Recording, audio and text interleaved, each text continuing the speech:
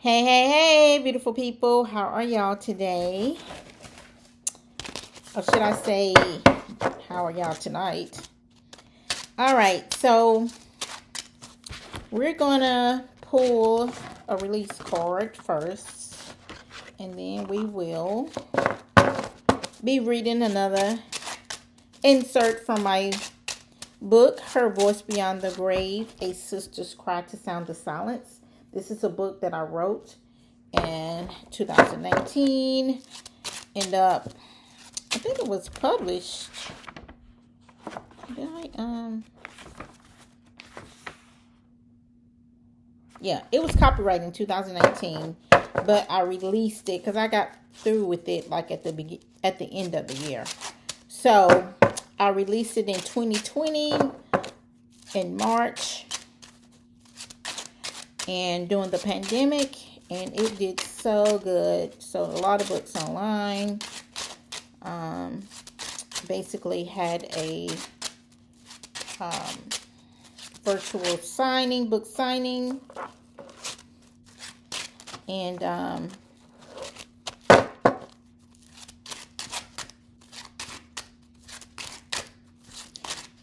it did so well. It did marvelous. So this book is a true story. It is based on my sister's journey of domestic violence, where she lost her life to domestic violence. So one thing, that was a way of me commemorating my sister, as well as giving women a voice that have been silent about domestic violence. And what I found out after her death, and I started sharing her experience, and I was sharing her experience in first person. I would get on social media and share what she had been going through. And a lot of people had started coming out the woodworks. A lot of survivors that had even been out of domestic violence for many years, they had never shared their story. And they was just sharing their stories all over the place. And that's how I came up with Sound the Silence in Domestic Violence. It's a nonprofit organization. And because I was like, wow, this is a epidemic in our society. Like, whoa, what is going on here? So I knew that I had to do something, and I ended up creating this page on Facebook called Sound the Silence in Domestic Violence, starting a nonprofit, and just listening to women share their stories, and even men, not a lot of them, but even men, because we got to release the stigma, shame, and the guilt. Okay? We got to release the stigma, shame, and the guilt surrounding domestic violence. So it's time for you to tell your story, and so you can help others free themselves. All right, so we're going to write this down. I release stigma, shame, and guilt, and burn this. Because we're releasing in 2026, we're releasing everything that do not serve us. I'm not even going to say no longer serving us, because it shouldn't have been serving us anyway. So, and light your red candle, because this is affecting the lower chakra. Light your red candle, and write on the red candle that you live in freedom, you are proud of yourself, whatever. Something that's related to stigma, shame, and guilt, the opposite ends of that. Okay?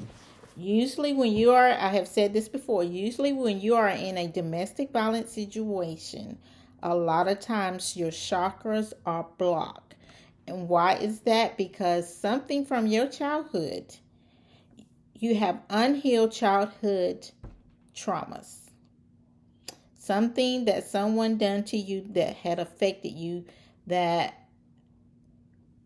has mirrored some things in you that you're not even aware of back to you, which cause you to attract relationships that are unhealthy. And sometimes we don't even know that we are carrying around unhealthy things in our energy, in our spirit, that we probably forgot about, because some of you have been traumatized so badly that you stuck it back. But your subconscious never forgets anything. It records everything. And sometimes when something happens, it triggers that subconscious mind that never forgets. So we are rewriting, rescripting our minds subconsciously and consciously to do things different. And this is nothing to be ashamed of. You know, we no judgment here. We are here to rewrite, rescript the story. So there is nothing for you to be ashamed about. Okay? All right. Let's see what Spirit has to say. Okay.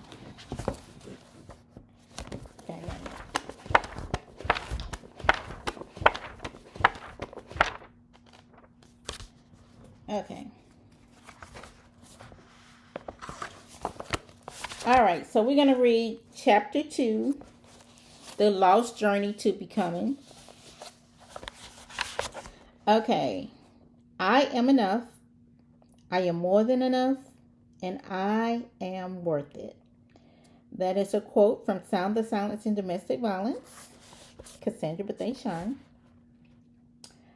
Okay, there is someone silently going through domestic violence at this present moment with no idea, no outlet, no escape plan, just simply hopelessness of not knowing what to do.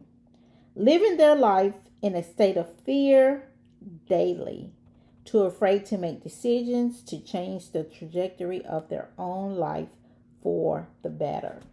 Disguised by the happy mask they wear daily, smiling through the pain, facing fear with bravery, hiding the physical scars, and drying their weeping eyes. Hey, is that you? I clearly see the look in your eyes and recognize your disguise. That's truly no way to live, but I do understand because I once was you. Hello, my name is Cheryl Anise Bethea. Let me share a few hints with you about domestic violence. I want to help you so you won't follow in my footsteps or suffer my demise. First of all, I want to say it doesn't get any better. No matter what he says or how long you stay. If you are in a relationship with someone and they are cursing you out, degrading you, very jealous, and controlling your whereabouts, then you are in a domestic violence situation. Domestic violence doesn't always initially appear as physical. However, it can or does escalate to it because their initial goal is to dominate, then instill fear, and bam! They are in power and in control of you before you know what literally hit you.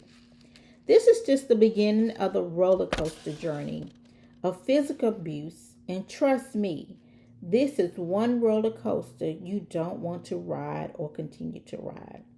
How do I know this?